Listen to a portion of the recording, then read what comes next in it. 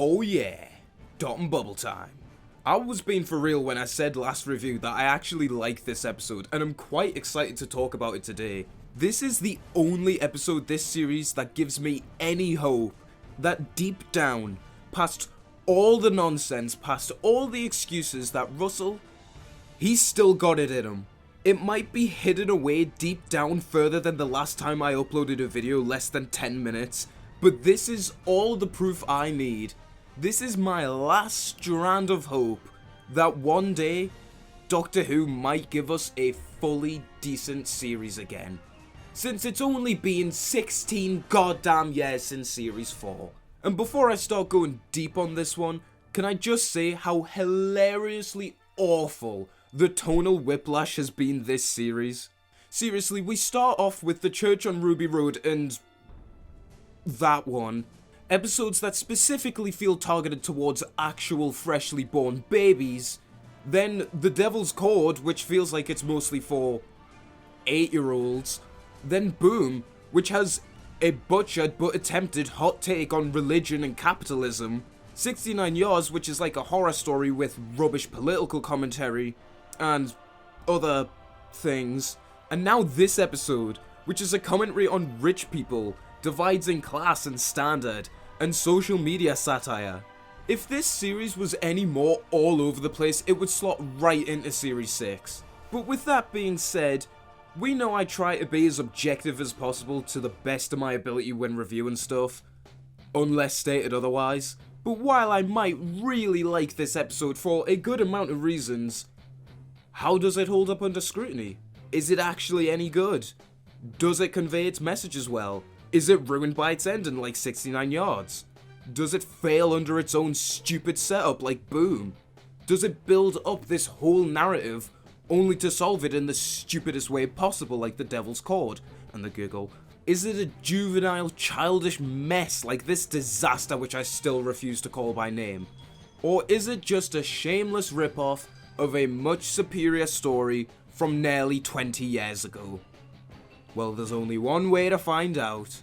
This episode opens up masterfully, instantly setting the tone and setting of this sickly sweet and fake world of finetime, very obviously filled with the rich, spoiled upper-class Gen Z kids, living in this apparently perfect utopian world. Right off the bat, I've got to say how much I love this setting for an episode. While it is incredibly obvious and predictable that this setting is going to turn out to be not so perfect, because this is Doctor Who after all, I think the brief glimpses we get of this world do a perfect job setting it up, with the unique architecture and almost fake feeling artificial brightness the place is shrouded in. It makes the scene set in the underworld automatically so much more distinct visually, and hints to us in a subtle way of the eventual tone change of the story. But let's not get ahead of ourselves now, and this episode is also shot and directed beautifully throughout. Alright, fluff's out the way, now let's talk about the writing.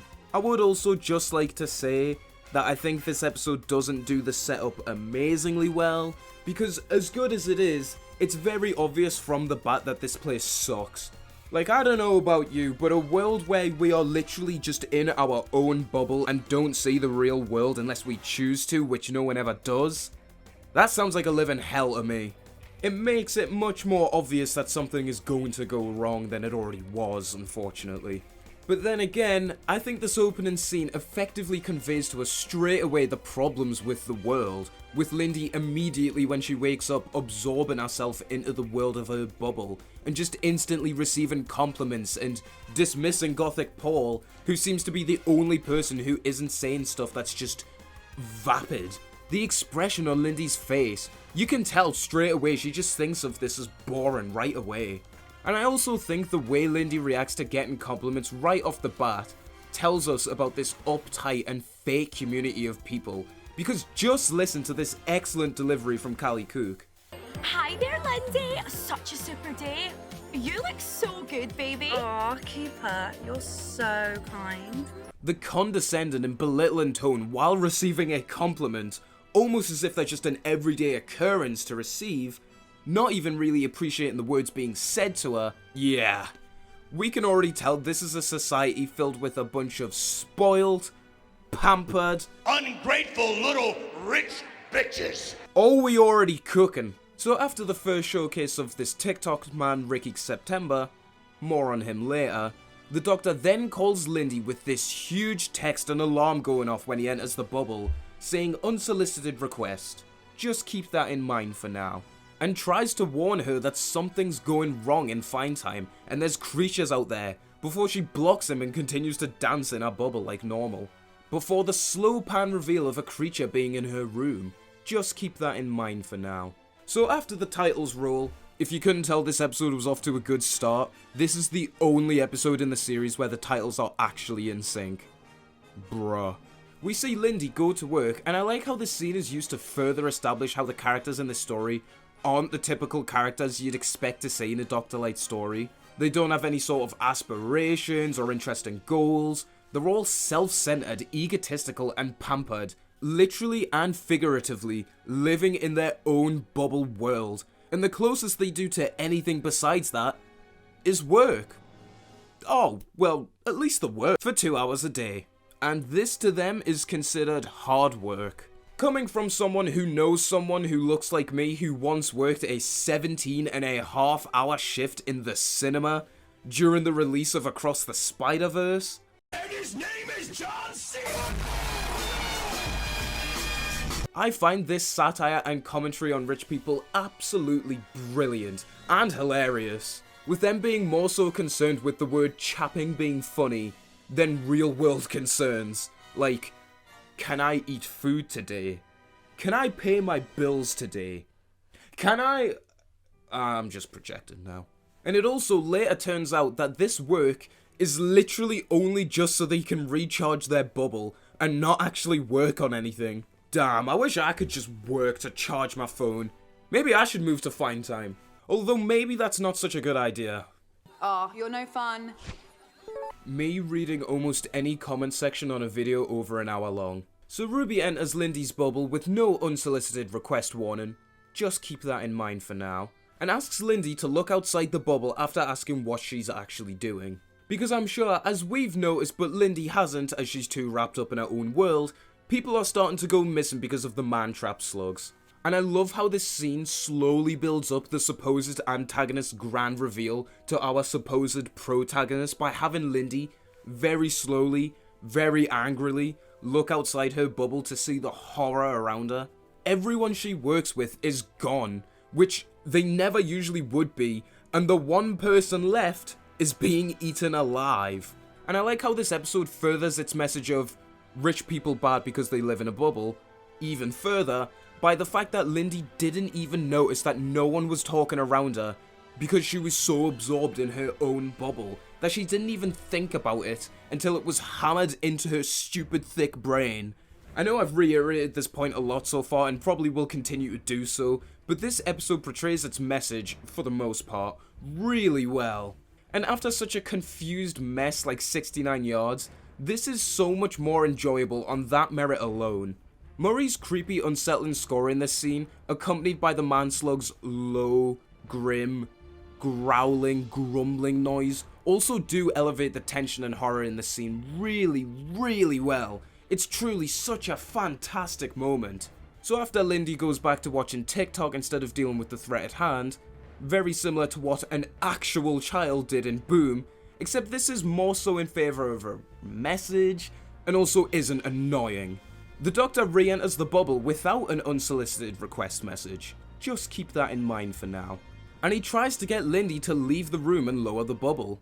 And before we get to anything else in this story plot-wise, even before we get to Shooty's best scene as the Doctor yet, I have to praise and question how well the 15th Doctor is written in this story. Seriously, this episode is proof that despite writing the Doctor as a bland, happy-go-lucky, lacking in depth caricature with very rare occasional good lines here and there, that Russell can actually write the 15th Doctor as a compelling character. Seriously, I don't know why, in this episode in particular, and literally no other that he's appeared in so far, that Russell doesn't write him like this. Despite this being the second Doctor Light story in a row, and him not even entering the world itself until the last 7 minutes of the story, this is, without doubt, Ncuti's best performance as the Doctor, and that's in large part to how well Russell writes him in this story. Not only is he written and acts in a way that actually feels like the Doctor. Lindy, it's okay. I think that I can get you out. I muted you. Unmute it, honey.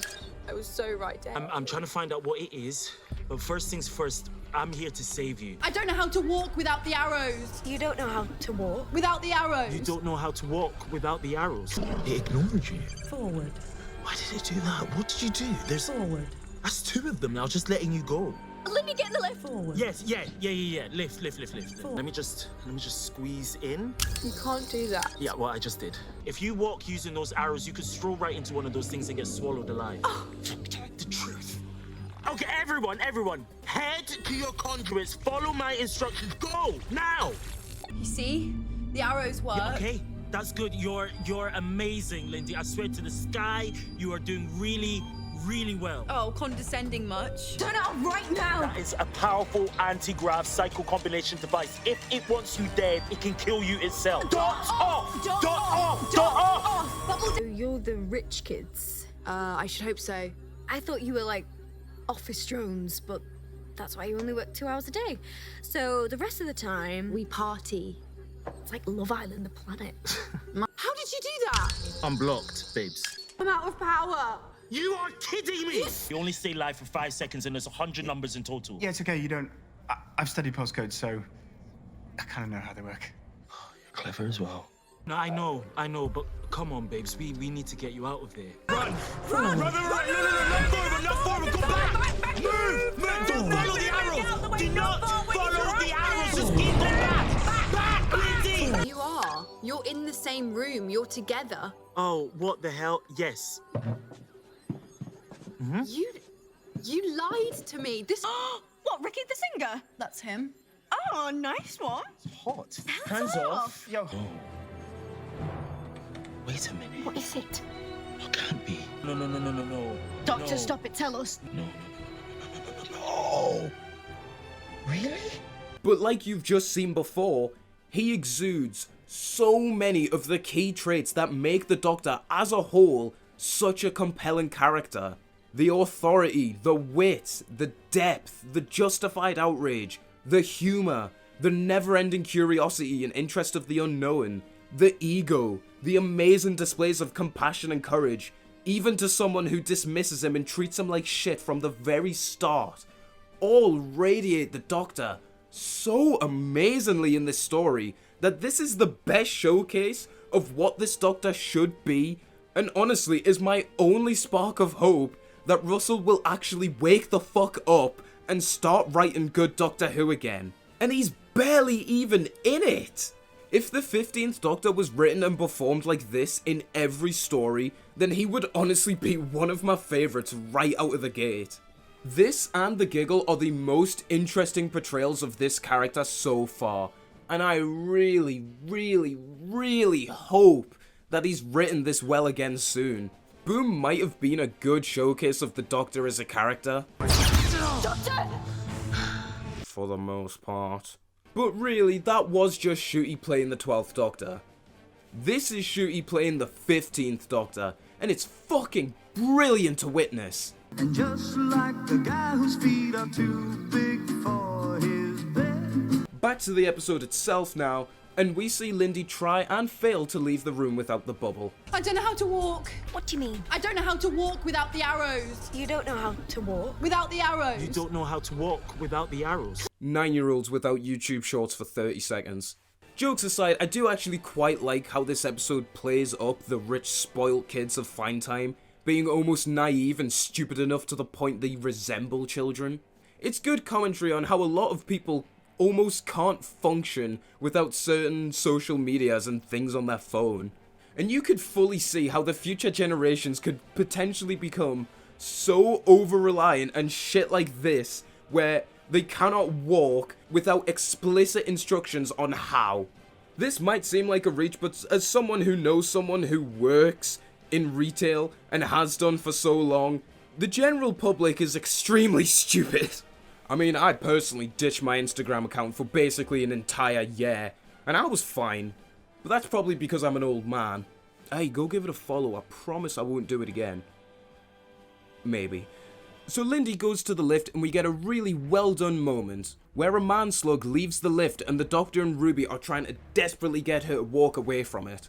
Just keep that in mind for now. And this scene is really tense and immersive because of the bellowing noises from the man slag, the Doctor and Ruby stressing about Lindy making the wrong choice, and Murray's creepy tense rise in music complement this moment perfectly.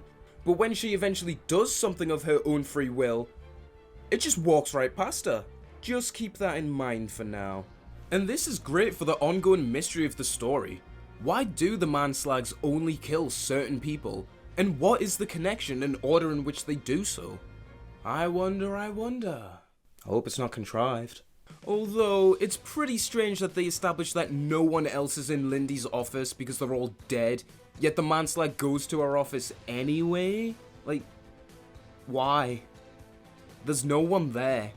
Why? So Lindy goes outside only to see the world around her crumbling apart as all of the residents of Finetime are being eaten alive by the man-slags.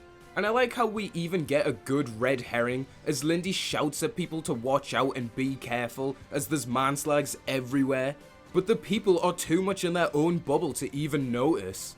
It gives us just about enough to think that this unlikable protagonist might be able to change our ways and redeem herself. I think that's one of the key reasons why Lindy works so well in this story. There's just enough glimmers and sparks of hope for us to think that she could potentially go on a redemption arc throughout. And despite being very easy to dislike, she's just likable enough to the point where you're invested to see whether she changes her ways or not. But the fact that she never does makes this story bite so much harder than it already does. After more great world building for the story... No. Sorry, we'll save that for later. Fuck you! Lindy brings everyone into the bubble and explains the danger to them, before the Doctor sends them all locations to conduits so they can escape. And this scene does a few things really well. I like the further commentary on how much these people live in their own bubble, because despite showing clear worry and concern the whole story of people going missing, as soon as Gothic Paul finds out what it actually is... Oh, for land's sake, Lindy, don't be so silly. Not even I would say something like that. He dismisses it and laughs it off immediately, thinking that the idea is stupid before he is tragically eaten, instead of, you know, doing what any normal person would do in this situation and just turn the bubble off and look around. Bubble? What? What? And hell, honestly, while this scene is good, Ruby doesn't half underreact to seeing someone literally get eaten alive. The Doctor Who companion of all time. And also, the Doctor clearly shows that he can use the Sonic to get himself back into the bubble at will. Considering the danger and situation that everyone's in, this does then beg the question as to why he didn't just do this immediately and instead makes Ruby come in much later, when loads of other people have likely already died. Annoying orange looking And unfortunately, I can't even use the cope that he was busy trying to help other people on Finetime, because nowhere in this story is it implied that him or Ruby did this.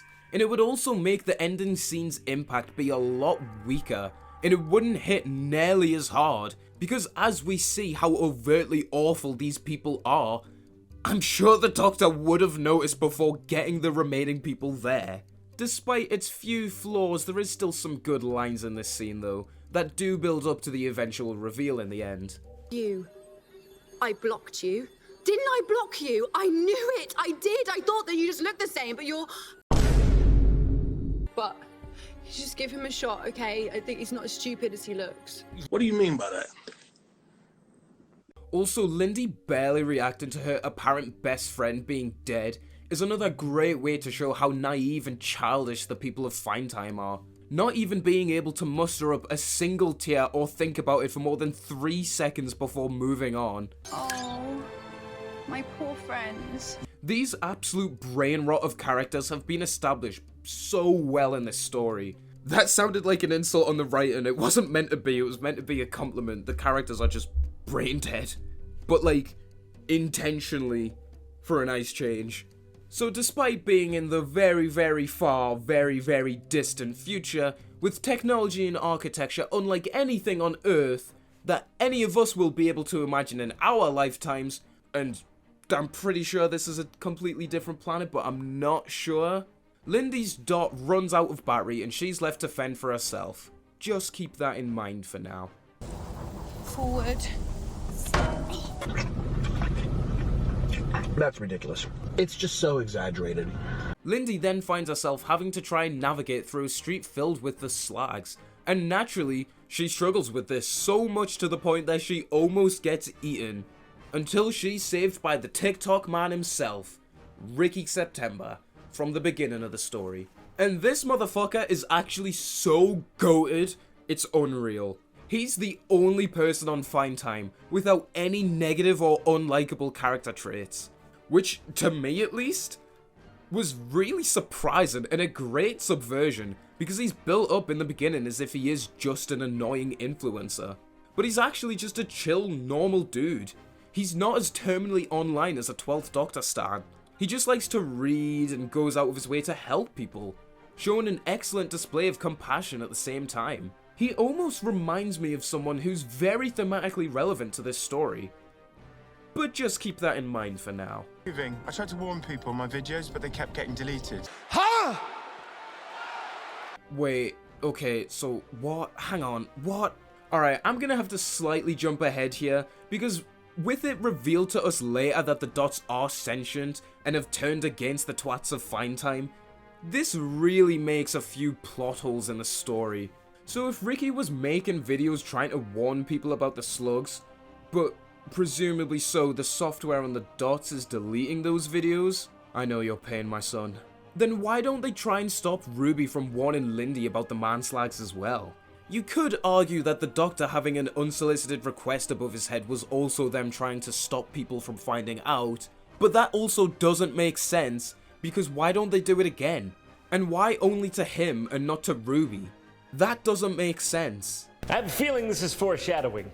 Also, it's not made very clear what the Doctor and Ruby can see from their own perspective, but if the Doctor can sonic away any problem within the software, if he knew about the unsolicited request, then why wouldn't he just sonic it away so he didn't look more suspicious? And assuming, which I shouldn't do, but I am, that he used the sonic to get here in the first place, then how could he not be aware of what the software is saying about him here? History, and during the Great Abrogation, this... I don't like where this is going. So Lindy suddenly gains the ability to walk normally despite less than 5 minutes ago we seen her do this, because plot, Ricky finds out that all of the people on the homeworld are dead, completely wiped out by the manslags, and this reveal is very well done. It's very dramatic and tense, and I like that he has the foresight and care to not tell Lindy this, as he doesn't want to hurt her feelings. What a nice lad. I hope nothing bad happens to him. People used to work like this back in the old days. You got paid in money. I read about it. My life was tough. My job's not easy. I get chapping. I got a first-degree burn 2 months ago. So Lindy reopens her dot despite it being out of battery because plot, and the Doctor gives Ricky the codes. And I like how in this scene we see that Ricky is the only person on finetime who's open-minded and chill, showing no sort of disgust or disinterest or condescension to the Doctor. He even seems flattered by the Doctor flirting with him. What an actual goat. Unfortunately, this great scene and mostly great episode up to this point is undermined significantly by an episode-ruining reveal.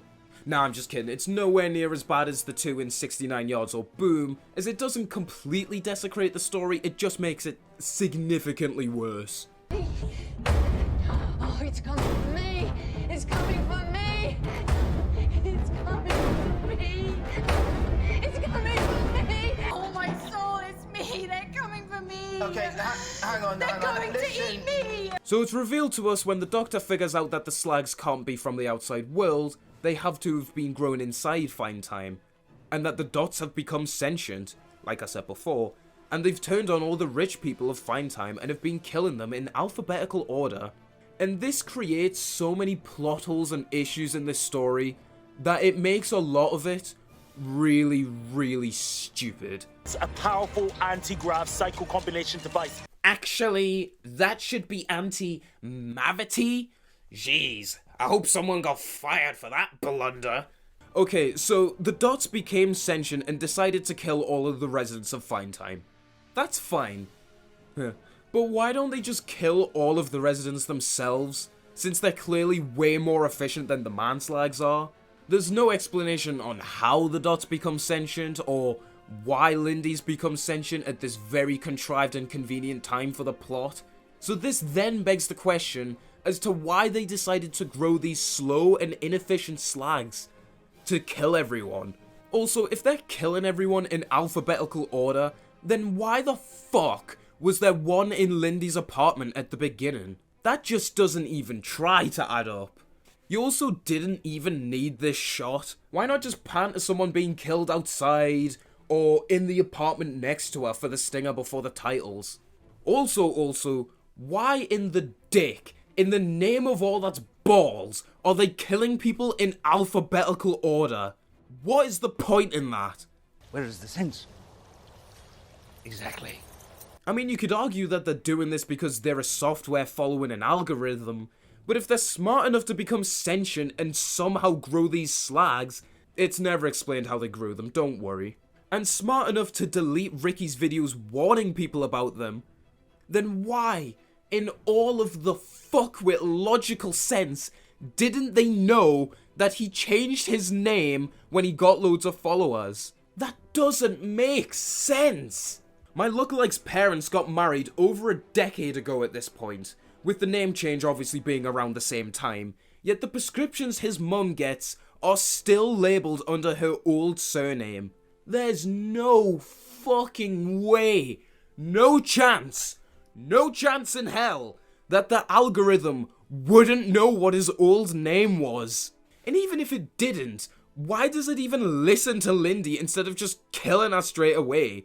Why would it stop? It could literally just go through her dome, bounce back and kill Ricky. Is it stupid? This nonsense for the sake of an action scene brings this episode down plot-wise significantly. But don't worry, as stupid as all of that was, it gets really fucking good again now. So after Lindy very cruelly throws Ricky under the bus, we see her not even regret it and recompose herself as if it was such a nothing thing to do. No regret, no fear for him, just getting ready to put on that fake face and persona again. And this is the exact moment that this awful person goes beyond redemption. Immediately, as Lindy gets there, she's greeted by the Doctor and Ruby, and she completely ignores them, and gives a look as if she's disgusted by them even being there, showing us right off the bat in a great way that she doesn't even appreciate that they saved her life and would rather go back to being in her bubble with her fake friends. And when they ask her what happened to Ricky, she looks annoyed that she even has to think of a lie of what happened to him. And one thing about this scene that I really fucking like is the look on the Doctor's face, because you can guarantee that he knows what happened to him, but doesn't say anything.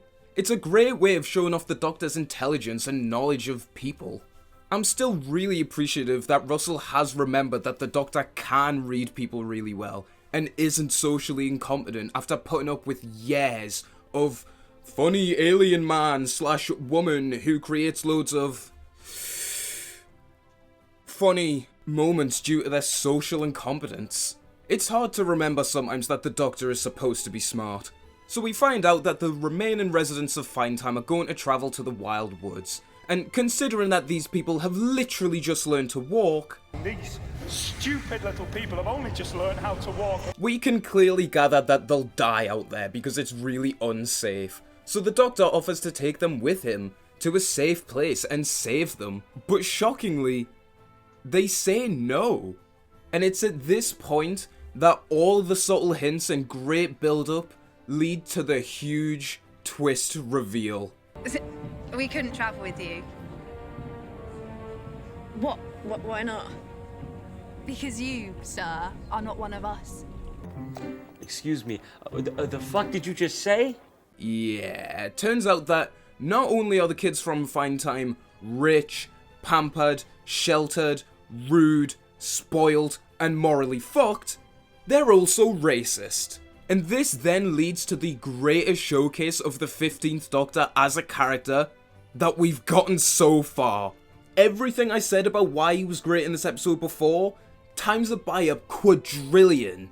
This is Russell T Davies writing at its absolute finest, with so much said and done, just with the facial expressions alone. Before the Doctor even says anything else, the look on Ncuti's face says it all. The Doctor's complete shock here, completely perplexed that they would turn down his offer to literally save their lives, turns into a look of almost belittlement, clearly known that these people aren't intelligent from the start, only reaffirmed by the fact that they would have such a brain-dead belief that they'd assume he's lying about anything to do with the TARDIS after he got them this far already. I love how you can see the Doctor's face slowly change in this scene. His slow realization and bewilderment of the situation that he's currently found himself in is something completely new for the character that they themselves have never experienced before. And you can tell he almost doesn't even know how to handle it. But despite being singled out and denied help and outright insulted for his race, the Doctor still tries his best to save them, showing this character's key trait of compassion at its very best. But with that key trait of compassion and wanting to save everyone, then delves into the much more interesting part of this trait, and that's the need and desire to save everyone. The character's inherent god complex, which has been explored fascinatingly throughout the revival, and this is one of the best showcases of it, with the Doctor needing to save them. They have to let him, and him specifically, save them. Notice throughout the whole scene, after he realizes they're racist, he never says, "We can save you." It's always just him. Like you will die! Out there! And I can save your lives! Now let me!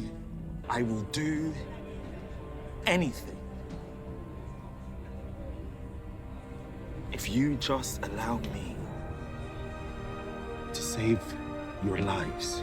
And he has so much hubris that he can't even wrap his head around the idea that they wouldn't let him save their lives purely because of the colour of his skin. And we know it's purely because of the colour of his skin, not only because, I mean, it's kinda fucking obvious, but also because of how much Ricky September is like the Doctor. Yet Lindy has absolutely no issue with him. Lindy Pepperbean, I will get you out of here.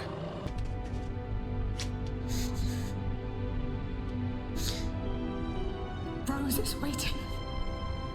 I will get you home. And this then leads into Ncuti's best acted moment as the Doctor yet. Which is even fucking more wild to say, considering this is the first scene he filmed for the series after doing the giggle. The Doctor completely snaps, having a full-on justified outrage that these people are so stupid and stuck in their own ways that he can't save them completely due to factors out of his control.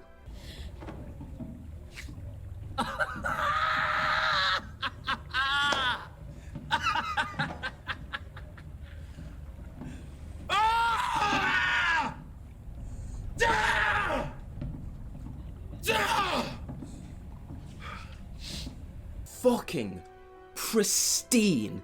As the episode ends, with Murray's only memorable new track this series, playing us out, as the Doctor solemnly walks to the TARDIS, completely disgusted, outraged, bitter, defeated and dejected, and all of it is done without words, just the facial expressions of Ncuti here, and it's honestly one of my personal favourite Doctor Who scenes ever. It's absolutely fucking fantastic, and it ends this episode brilliantly, on such a bittersweet and heartbreaking moment after such a huge bombshell. Russell's masterclass writing at its finest. Except it can never be that simple, can it? While this scene is absolutely exceptional and is actually one of my favourite scenes in Doctor Who, you can probably guess as to why I was a bit biased to it. The way we got here could have been much better handled. While there is some genuinely great bits of foreshadowing throughout the story. Is that thing, is it something to do with you? Guys, I know this is wrong, and when this is over, he is going to be so disciplined. I can't wait. There was this man, and he said there was a code. He was horrible. He was so rude. But just give him a shot, okay? I think he's not as stupid as he looks. Ricky September also, like I said before, acts exactly like the Doctor.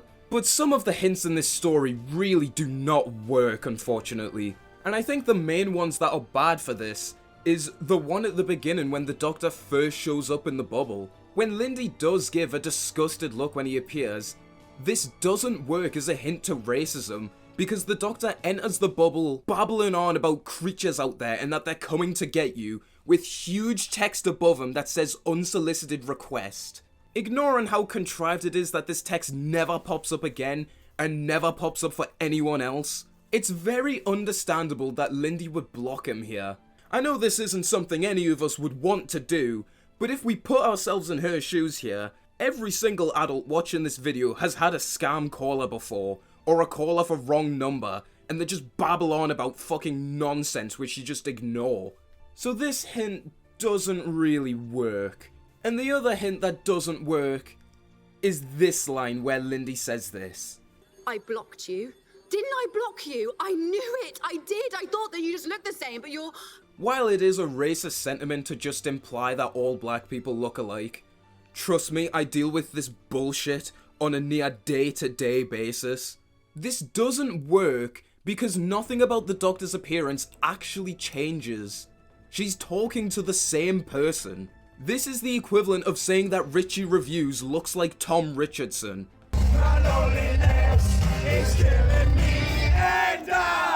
That wouldn't be a racist thing to say because Tom Richardson is my twin brother. Or another example, you could say that Doctor Who looks like the guy from Sex Education, which also wouldn't be racist because they're played by the same person. The idea's there, but the execution just ain't it. Like, maybe if the Doctor had, like, forgotten to take a wig off, he had different hair, he had different clothes, anything, but literally just talking to the same person and then saying that they look the same does not work as a hint towards racism. And this one is an out-of-universe explanation because I did not clock onto it at all, but you can see in the Doctor Who Unleashed episode for this story that the big man himself said this. But apparently one of the hints towards the racism of finetime in this episode is that everyone is white. Because they've seen white person after white person after white person. And television these days is very diverse. I wonder, will you be 10 minutes into it? Will you be 15? Will you be 20? Before you start to think everyone in this community is white? And if you don't think that, why didn't you? I mean, I don't know about you, but the first thing I notice about people isn't the colour of their skin. Does Russell really want to question why I didn't notice that everyone on finetime was white? So that quote-unquote hint doesn't really work either. Also, unfortunately, because of seeing the 15th Doctor cry for basically no reason in every episode except 69 Yards, seeing him cry in this scene has absolutely no impact, even though it really should, as this is a scenario in which the Doctor crying would actually be really appropriate and would enhance the drama tenfold. Arguably, I would say this should have been the only time he cried this series, even including the finale. But that's because I would rework that shit from the ground up so it didn't exist, but that's besides the point. But besides the build-up not being as strong as it should, and a supposed questionable hint about this one, this scene is still brilliant and is an amazing way to end this story. So, that was Dot and Bubble, and despite me doing most of the conclusion before the actual conclusion, I'd like to reinforce that this episode, for the most part, is still decent. While without a shadow of a doubt, this is the best episode of Series 14, with such an interesting setting, absolutely fantastic character work for the most part, and a great but somewhat muddled twist at the end, With excellent commentary and satire throughout, this episode does still unfortunately suffer with a lot of the problems this series so far has had. Like Ruby just not being a character, huge contrivances in some scenes, some really stupid plot break and logic at points, and a lot of just not explaining stuff that should really be explained. And while some of those things do detract from this episode quite significantly, they don't actually fully ruin it for once, making this episode, on the whole, I mean, it's alright, like. But it is a shame that I can only really call it decent, because with a few tweaks and maybe a bit more time, this could have been one of the best episodes in years. Especially with how well Russell wrote the 15th Doctor. Seriously, if he's never written like this again, shoot, he's about to become the next Capaldi. What does this show have against Scottish people? While objectively the best episode of this series by a country fucking mile, it still isn't great, and missed the mark on quite a few key parts, which could have made it so much better, and that's a damn shame. We were on the verge of greatness. We were this close. Also an issue I found while editing, if the slags and the dots are killing people in alphabetical order, then why was Lindy's dot trying to get her to walk into the slag in the lift? When it's clearly established to move people out of the way of the slugs if it's not their time yet? Yeah, the plot holes really do shoot this one in the foot. Up next is an episode written by one of the directors from Loki, which should tell you fucking everything you need to know on how good it'll actually be. Not very. Because it's revealed to us later that the dots are sentient. Fucking sentient! Oh my god! I have not been able to read this entire recording, and it's like, oh my god, the brain rot is kicking in.